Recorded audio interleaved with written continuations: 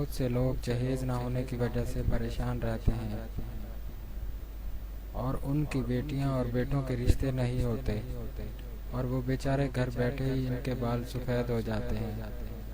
اس چیز کو مد نظر رکھتے ہوئے آج اپنی بہنوں اور بھائیوں کے لیے شادی کا بہترین وظیفہ لے کر حاضر ہوا ہوں۔ چلتے ہیں وظیفے کی طرف۔ شادی میں بندش کا درود ابراہیمی سے حل۔ اگر کسی لڑکی یا لڑکے کا شادی میں رکاوٹ ہو یا سر سے رشتہ نہ آتا ہو تو لڑکے یا لڑکی کی ماں صبح کی نماز کے بعد، شام کو مغرب کی نماز کے بعد 500 مرتبہ درود ابراہیمی پڑھ کر اللہ تعالیٰ سے دعا کرے تو بہت جلد اچھے رشتے کا انتظام ہو جائے گا اور رکاوٹ دور ہو جائے گی۔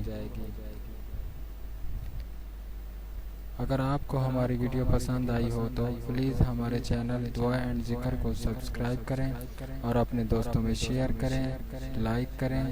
شکریہ، والسلام۔